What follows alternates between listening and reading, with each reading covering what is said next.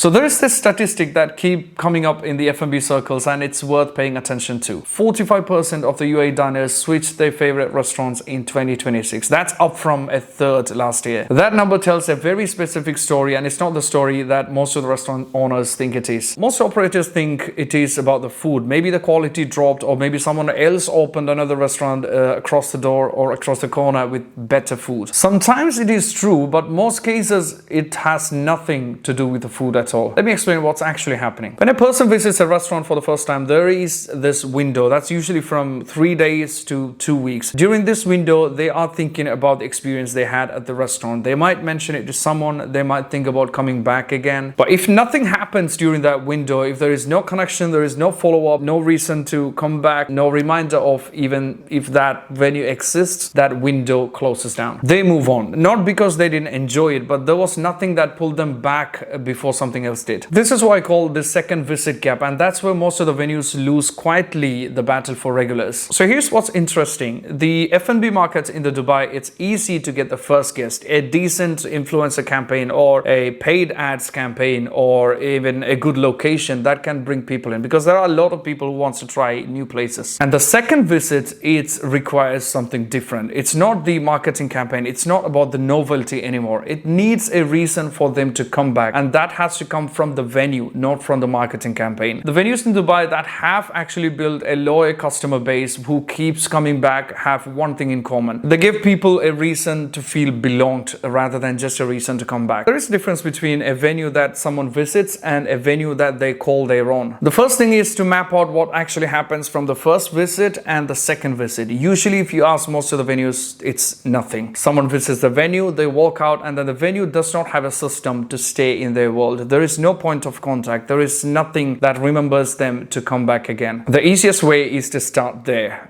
Build a system, something as simple as maybe a broadcast, a WhatsApp broadcast channel, or a weekly communication that you send out to the guest who has already visited your venue, or a returning guest actually acknowledged by name. None of these require budgets. All of these signals that the venue actually noticed them. Second, think about what gives them a ritual for them to be at your place. A weekly special, a resident performer who performs every Thursdays, a weekly quiz night. It can be anything. In short, the loyalty loop in F&B does not start after they leave the venue. It starts the moment that they step inside the venue. Everything that happens during that first visit is what decides if they're going to come back or if they're just going to forget about your venue. So the venues that get this right does not just have good food. They have a system, even if it's informal, that they feel belonged at your venue. They make people feel like coming back is a natural thing to do. That's actually the difference between a restaurant that survives and one that builds something that's lasting. I really hope this video helped you in some way. If it did, please do subscribe, and thanks for watching.